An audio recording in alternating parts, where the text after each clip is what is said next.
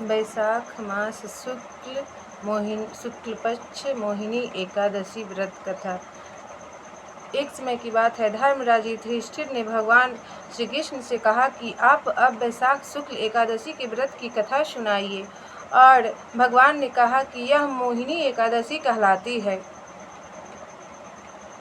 इसके व्रत अनुष्ठान से मनुष्य संसारिक दुखों से छूटकर सीधा स्वर्ग चला जाता है। इसकी कथा है कि एक समय चंद्र नाम का राजा पुरावती नगरी में था।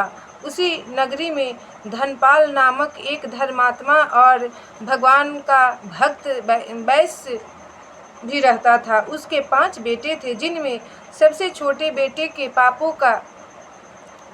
पापों व दुराचारी होने के कारण पिता ने घर से निकाल दिया था और वह चोरी आदि बुरे कर्मों में फंसने के कारण राजा के सामने लाया गया। राजा ने उसे शारीरिक दंड देकर घनघोर जंगल में छोड़ दिया। वह भूख प्यास से व्याकुल होकर भगवान से प्रार्थना करने लगा कि मेरी आत्मा का उद्धार करो और मेरी रक्षा करो।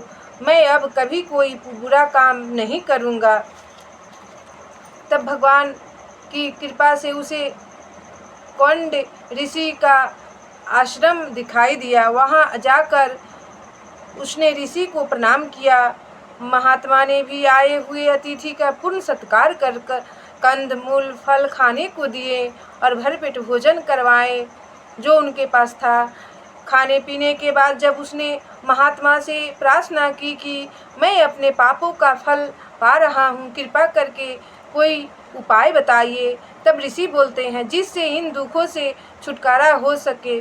तब ऋषि बोलते हैं, महामुनि ने कहा कि मैं वैशाख शुक्ल मोहिनी एकादशी को विधि पूर्वक व्रत करने से सब प्रकार के दुख संताप छूट जाते हैं और अंत समय स्वर्ग को प्राप्ति होती है। इसलिए वैशाख शुक्ल एकादशी आने पर उस लड़के ने विधि पूर्वक व्रत किया ऋषि के बताए अनुसार, जिसके प्रभाव से संसार को धन और यश को प्राप्त कर अंत समय में स्वर्ग को प्राप्ति हुआ।